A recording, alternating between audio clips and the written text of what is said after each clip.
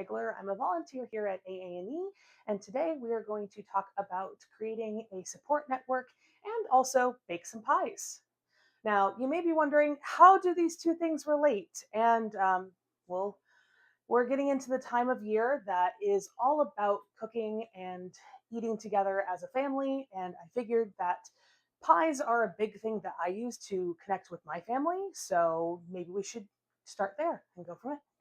So we're going to start off by just, I almost said skinning.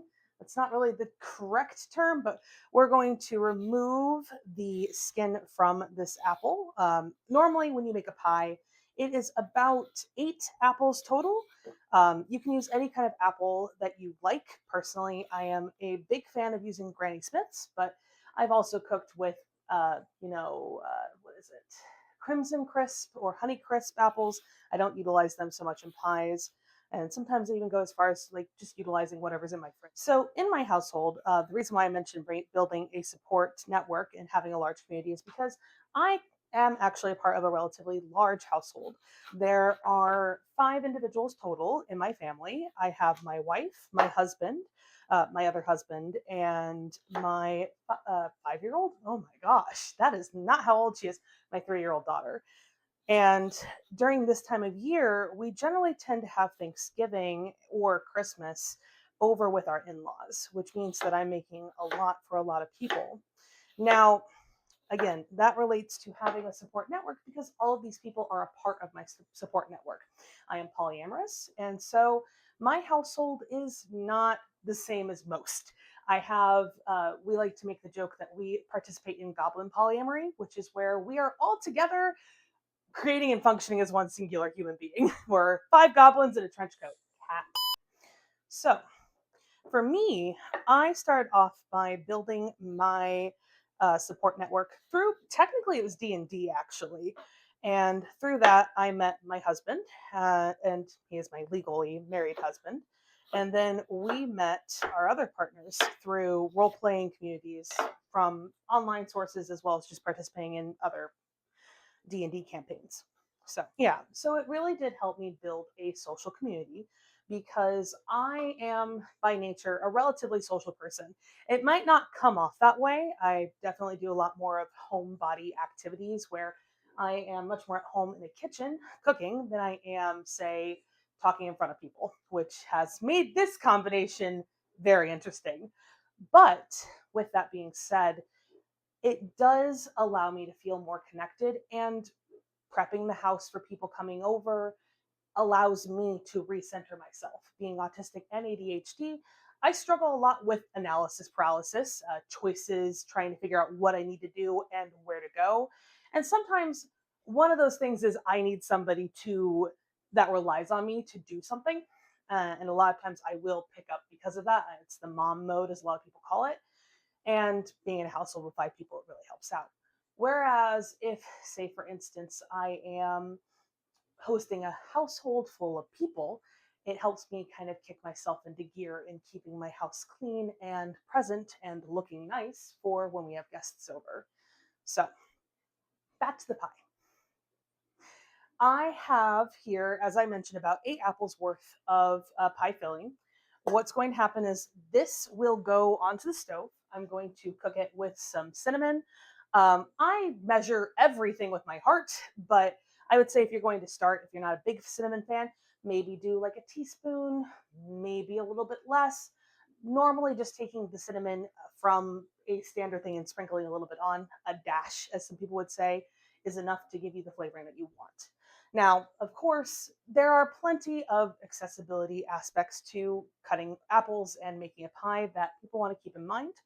If you can't cut it by hand like I've been doing this entire time, you can utilize an apple core, or you can even buy pie filling. It doesn't really matter. People are going to maybe taste the difference, but at the end of the day, most people are just happy that you've made a pie and brought it with you. So cooking in general has helped me build community because I utilize it to connect with people quite a bit. I enjoy cooking. I really like to bring something to the table, quite literally, that people can eat and talk over because I am as I said before, a relatively social creature. So existing in a space where people are enjoying a meal cooked by me, I tend to find a lot of connection with those people, even if it is just by me explaining how I made the meal, which, as I'm doing right here, is kind of my bread and butter to an extent. So we're going to go into this a little bit more. But for me, overall, again, connecting this to pie once more, I have quite a large community around me. Having purchased a home back in 2022, we have found a way to connect with our neighbors by offering them pies. What happens is normally around this time of year, I'll go around from house to house, or my wife will, and we'll ask, "What kind of pie do you want?" And I've baked many apple pies at this point. I think that's kind of been the popular choice from everybody.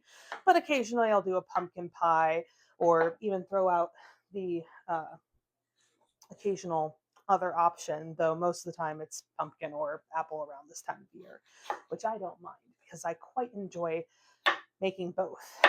We chose apple pies because it keeps my hands busy and I don't have to spend as much time staring at the camera here. Again, my autism may be showing a little bit. So in 2022, the first time that we really took a moment to get to know our neighbors, we dropped off some pies and started off a conversation with the neighbors two doors down, who also happened to have another special interest of ours, guinea pigs, in their home. And it allowed us to really build off of that singular moment, giving people something. At least for me, it is one of my love languages. It's how I like to express myself quite often, and getting to connect to people by talking to them off, having a springboard, so to speak, is really nice. So in this case, it was, "Oh, you bake pies. Thank you so much. I really appreciate this." And then we kind of just meandered our conversation through a few different things until we finally landed on, "Oh, my daughter has guinea pigs. We have guinea pigs." And then we started talking about that, and it just kind of snowballed. And it really helps, I feel, for those of us who are autistic to connect that way, because we tend to enjoy sharing experiences. And a lot of times, we feel guilty about that, or we have been taught by society to feel guilty about that.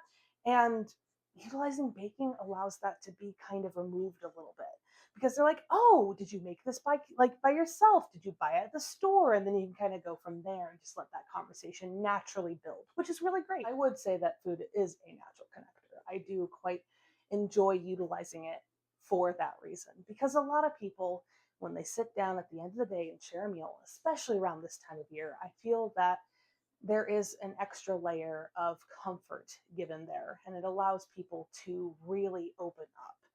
And it does allow you to kind of build upon your support network that you might have. Now, obviously, this might not be the case for everybody. I'm not saying that you should go around all the time and ask your neighbors about if they want pies or not. We found it to be really good for us, but that doesn't mean it's good for everybody. Always be mindful about things that keep you and yourself safe. If it's too taxing for you mentally, completely okay. I think food is such a powerful way to connect people, because it is, I mean, everybody has to eat. That's the best way to start off with that. It's everybody at the end of the day has a same food that they like. Even if people aren't going to call it that or consider it that, at the end of the day, if you ask somebody what their favorite meal is, it's akin to asking for that. You get an idea of what the person likes, what they dislike, and you kind of get a little bit more of an insight to how they are. Like, some people who really enjoy ramen obviously may have an interest in how the noodle texture is if they're autistic, or they might really have a special interest in anime and got really into ramen because they watched some show so many years ago that just got them connected to it. You can find the most interesting aspects of people from their culture, who they are, from learning about their food or what they like to eat or what they cook. All right, so what I do on this part is normally, I'll cook this stuff down. I don't know if I'm going to get to this whole bowl here, but you can use butter or margarine. I tend to use margarine for this because it melts faster and it's easier for me to scoop out. But I will basically caramelize the apple with this. And Normally, what you want to do to caramelize is you take it low at a slow, you cook it slowly at a low heat until you get like a nice caramel color from everything. Now, depending on how you are, I don't normally cook them that long just because I don't really like having the inside of my apples completely and totally melt in your mouth. But if you are that kind of person, that is your prerogative. My household tends to like it being a little bit crisper. I need, never mind, I have a spoon here. I am forgetting what is in my own kitchen. Gotta love having ADHD. So we're going to take 2 spoons here. 2 spoons here. 2 spoons! And I'm going to place this in here to let it start melting. I'm going to turn on my fan so that way I don't accidentally put too much in. There we go. By put too much in, I mean inhale too much smoke into my mouth. Um, the way that this stove works is that this house was built around the 50s, technically speaking. If you look at it legally, it says like 1960 something. I don't know which one's right, or 1978, something like that. Anyway, that's not important. What's important is this is the original range stove that came with the home when it was built. This is one of those homes that was a Sears catalog home. And so I can turn this fan on and it literally pulls the smoke out and outside, which is amazing for so many reasons. You cannot get a fan like this anywhere else. And of course, the stovetop itself, this is an induction stove. So having stuff sitting here isn't going to be a problem because the heat is mostly retained in these panels where the magnets are interacting with the skillet. So anyway, normally I measure this out, but I'm measuring with my heart today. What I'm going to do is add some sugar in to start that caramelization process. Sometimes what I will do is actually add in some um, actual caramel pieces. So what you'll see is as this continues to cook, it will turn this nice brown color, which allows us to really get some of that sweetness in. Caramel is super easy to make. All you really got to do is have sugar and butter. You can make a lot of different types of caramels. I tend to go with a soft caramel candy. If I add a little bit of milk to this mixture, it will eventually set after hitting a temperature of, I think, 280 degrees, and you can make candies from it. Now, that's not what we're doing here. We're making pie. So once I've got this nice and cooked and it's kind of doing this nice bubbling, I'm going to throw some of these in. And you'll start to hear that nice sizzle potentially. I don't know how good this microphone is on picking up outside noise. You might just be hearing my voice. And I'm going to grab that cinnamon that I left on the counter. And as I mentioned before, sorry, trying to make sure that I don't outpace the camera, we are going to add a little bit more flavoring in just by putting a little bit of cinnamon on. I will also normally add in just a dash of ginger to give a little bit of a tartness, like that kick. It rounds out and adds to the cinnamon profile really well. Some people will also add like allspice or clove to this mixture. I have somebody in my household that is allergic, so that will not be me. That is not how we do this. So I'm going to let this sit for a little bit. I'm going to grab a cover from this here cabinet, and I'm going to let that cook down and drop this temp down a little bit and focus on rolling out that pie crust. I'm going to cut forward to the crust part. Now, you can make this from scratch. It really just is flour and butter, but I don't want to deal with that because one, I don't have one of those little fancy food processors that cuts the butter into bits, but also it's just faster to buy it, in my opinion. It doesn't hurt anybody, and at the end of the day, the only thing that you're really missing out on is maybe having a chance to like flavor the crust, but it shouldn't impact anything. Now, most pies, you can have it to where you've got the crust on the bottom as well as on top. I tend to do a Dutch-styled apple pie, which has a crumble on top. The crumble, I'm going to need to grab some flour for, but it is essentially butter and flour with cinnamon and a few other flavorings added in, normally cinnamon and sugar. And what happens is I'll put some oats in, layer that on top, and then place it into the oven for about 45 minutes. Once this concoction's cooked down, I'll place that on here, add the crumble on, and cook it. So that is essentially how to make an apple pie. I have my crust here ready. I'm going to eventually check up on the stuff that's cooking on the stove, not right this second. I'm going to take a drink of water because we should remember to stay hydrated. So during the holiday season, aside from making pies, which is a big part of what I tend to do to connect with our neighbors and family members, I also have a sweet shop of sorts where we'll make Buckeyes, which for those of you who are not from Ohio or Indiana, the Midwest, they are peanut butter balls covered in chocolate, and they look like a traditional Buckeye, which is a type of nut that is poisonous, I found out recently. It looks like a chestnut. It is not safe to eat. How you know the difference is that chestnuts have tails. Anyway, side tangent. Just love bringing that up because I had a moment where I learned that on TikTok. Anyway, so we'll make Buckeyes. We will do various candy baskets or bags, goodie bags filled with cookies. We'll host cookie parties with friends, or we will drop off those items that were made to doctors' offices or to our vets, just to remind them that we appreciate the help and support that we get from them throughout the year, especially because they do tend to keep our pets safe and healthy, or in the doctor's cases, us safe and healthy. For me, at least, when it comes to connecting to my support network and utilizing food for that, a big part of it is that this is a de-stressor for me. For some people, it's not.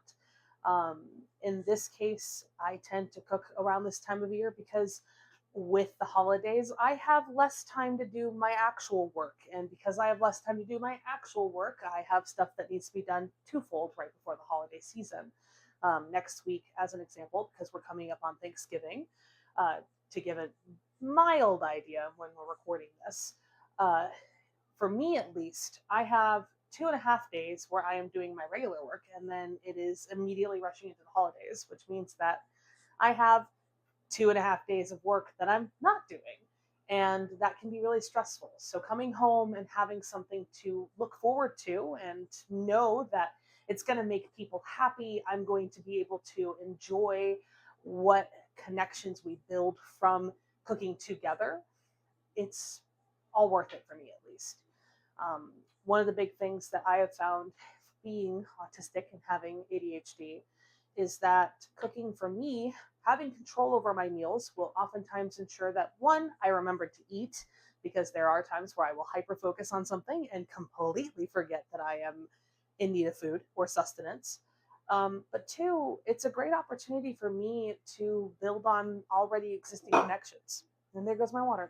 Okay, now that the mess has been cleaned up, the I realized that I may have skipped over something that is a little important to this discussion, which is what is a support network and what that may entail. Because as somebody who is in need of one of those, there is a lot of times where I find difficulty really recognizing what my support network is. Obviously speaking, I immediately think of my friends and family, but your support network can also include, as I mentioned, your doctors, your vets, your SLPs, your support people. And by support people, I mean people who come that you go to for help, your therapist, um, a counselor, teachers, anybody that is somebody that you can lean on in times where you feel that you need support. Um, in my case, a lot of times those people are, as I mentioned, friends and family, but your circle can be larger than just that. Part of the reason why I enjoy gifting goodie bags and pies and things of that nature to people that are a part of my support network is that it reminds people that I appreciate what they do in my life. And that goes for anybody. That can be a teacher that is still within my community that I want to give back to. It can be the SLP that my daughter goes to because she needs to, she's working on her speech therapy. It can be as much as just thanking my vet and being like, here, I super appreciate all that you've done over the past couple of years. I know that it's been really rough, but despite everything that you've had to deal with, I still appreciate you for being here for me and my family. And a lot of times I've found that people are very thankful for that little splash of kindness in this at this time of year, because as we get into the holidays, as much as I love the joy and happiness that comes from it, it is a time of year that is difficult for some people. I mean, as I mentioned with work, sometimes you don't have the ability to get everything done, and having somebody say, "Hey, I super appreciate that one time that you bent over backwards for me," is just nice. Um, or even just reminding vets that even though this time of year is very hectic, they're still thought of, especially people that are in the medical field. Like I said, it's not an easy job, and I like to recognize people that do things for me that aren't always easy. Um, Another example about like expanding upon that is when it comes to our neighbors. I find that working with them on like meal planning to an extent is super helpful. Compared to when we first moved here, we didn't really know them too well. We didn't really have people coming into our door feeling welcome. And it wasn't because like we were unwelcoming, it was just that they didn't know us. And being able to connect by having the neighbor's daughter come over to have a meal because she knows that we've got chicken nuggets always in the freezer for her, or having the ability to swap food sometimes, recipes, anything of that nature. It's nice to have that level of connection. Like I said, for me, food is a very big connector because you get to learn a lot about a family. There is a recipe for rouladen, which is a German recipe that I utilize on Christmas Eve. That is a German recipe that was passed down from my wife's parents to me, technically, my wife's mother specifically. And it's nice to bring those little bits of the past into my life because we don't always get to see the people that were a part of our support networks. And it's really important to have something that brings us back to our roots, our childhood, our home countries. Um, there's really, in this time of year, there's so much darkness in regards to, where I live, it sets at 4:30, the sun that is. And I always feel that it's a little hard to feel happy during this time of year because of that.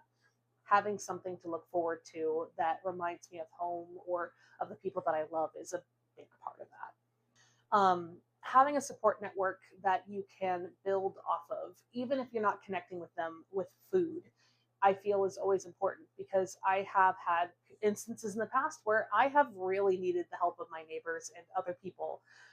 One of those instances was we were getting ready to head a fly to Germany, and I realized that I didn't have my driver's license on me, which meant that I couldn't drive a car while overseas. And our neighbor, she was coming home and she had a spare key for our house, and she opened up the door for our my father-in-law to come in and grab my ID for me and drive back to the airport to drop that off.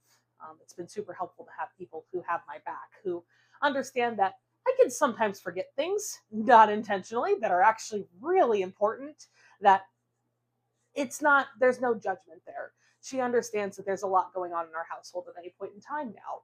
And that connection was all built because we opened the door and we're like, "Hey, do you want a Christmas pie?" And it was just a simple little gesture that led to a much bigger relationship. So, and that road goes two ways in reality. A lot of the time, what we will find is that sometimes we have to show up for our neighbors in the same way that they do for us. We have picked up their kids from school early because of work meetings that went over too late. Or we have helped out with taking care of pets. As I mentioned before, there's guinea pigs in the other household that's close by to ours. And because of that, sometimes when the pigs get sick or something goes awry, we step in and we help out. Just tonight, we actually ran over and helped out with treating one of them for mites by giving them ivermectin, which is like a little medicine that you give on the ear. Please don't ingest that. Anyway, but that all leads to the simple fact that when you have a support network, in order to maintain and build upon that support network, you have to recognize that you are also a part of that web. you are there to help out with certain situations. Like outside of cooking, I do art for my friends, and it's a hobby that I do that involves like role playing and doing stuff online with them. And what will happen is around this time of year, while cooking, often they'll turn around and be like, "Hey, do you got time to do this for me?" And if I get that done, it allows us to build upon the story that we have. The same thing goes with having our neighbors. Recognizing that I have to do my part to ensure that the community at large is doing well is a big part of that. And this is one way that I contribute and give back. And because of that, what I get from being a part of the support network is that when I am struggling and I am in need of help, I can utilize what are my strengths to help out my support network and community while also benefiting from their strengths and helping them through their weaknesses. A big portion of having a support network is recognizing that you are also a support in that network. Now, I should mention that being a part of a support network doesn't have to be you contributing something that is labor, like, that you put your thoughts and heart and labor into. Sometimes it is as simple as just being there and listening to a person while they vent to you on the phone, or contributing a little bit of help, like with your insights on something. It doesn't have to be a capitalistic gain for capitalistic mean.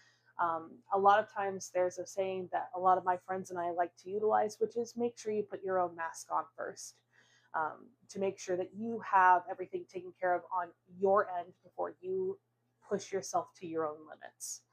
Um, and that I feel is difficult for us to recognize, because contributing oftentimes feels like we have to do something, we have to work for it. And in reality, just being like, hey, if you need to come over and just chill out for a little bit, that's fine. You want me to sit on your bed while you clean your room? That's fine. I will happily be that presence for you. And that's just you existing. And a lot of times I feel at this time of like, especially because a lot of people are gift giving and purchasing and making things, that is forgotten. So at the end of the day, when it comes to being a part of a support network and utilizing a support network, you can bake a pie like I'm getting ready to do here, but you can also just show up. And being here and existing is enough. Okay, so we're going to take the rest of this filling that has been cooked now, and I'm going to place it into this pie. I don't recommend doing what I'm doing here. I don't have any feeling in my hands in regards to heat, and these skillets can get pretty hot. All right, so now we got the apples all cooked and in here.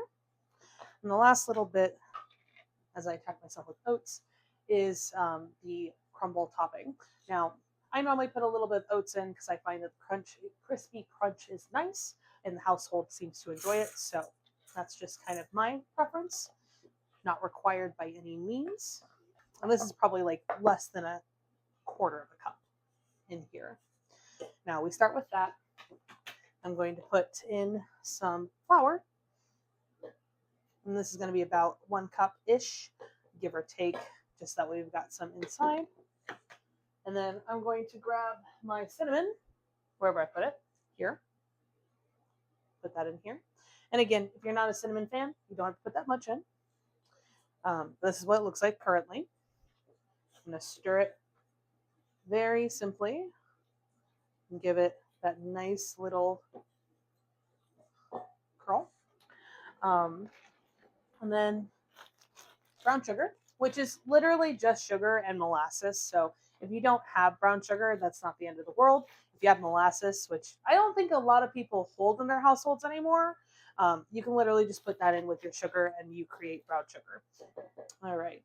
And then last little bit to this is adding in butter. I tend to, again, use margarine because it's easier. This is not how you're supposed to make crumble at all. I tend to do it in a weird way. And that's just because my household likes it this way. And I'm not about to change it now when I've been doing it this way for 6 years. What you're supposed to get is this nice little like flaky texture. Um, Hopefully they turn into little balls, but that 9 times out of 10 is not what happens for me. And it's because I do not have patience and I don't do this the normal way or the correct way. Um, but this is just my way of doing it, and that's fine. And I think that's another thing. Like, a lot of people think that baking and cooking is kind of this rigid structural thing that has to be done a certain way. And while it is true that you really do have to be mindful about what ingredients you use and how they are cooked, at the end of the day, there's leeway. You can substitute out sugar for a non sugar option if you're diabetic. You can always find some way to adjust your recipe to fit your needs, which is kind of the beauty of cooking, in my opinion. And it's also one of the things that uh, it's why I enjoy sharing cooking with people, because I grew up being relatively picky, not at large. I did not put my little pie bird in. Oh well, that's fine. It's not going to hurt anything. I'm going to place this in the oven real quick, and we'll go back to talking about normal things. And by normal things, I mean our support networks. But that'll go in there for about 45 minutes. Now that the pie is in the oven, we are going to pause here and come back when it's finished.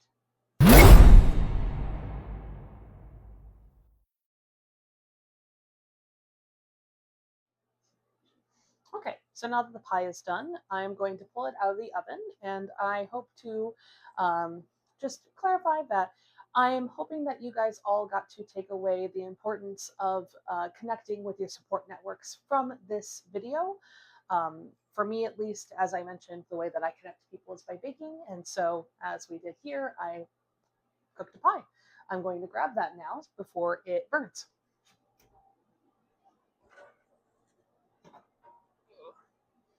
Probably should have added a little bit more butter, but that is okay. And here is our final product. As I said, I probably should have put a little bit more butter around the edges, but that shouldn't be too big of a deal. We're going to let this cool before we eat it in our household. And um, otherwise, just to go back over this, the importance of connecting to support networks, at least for me, um, it is how I got to be in the lifestyle that I have currently. And for me, this is just one little way that I can give back to the community during a time of year that is all about giving.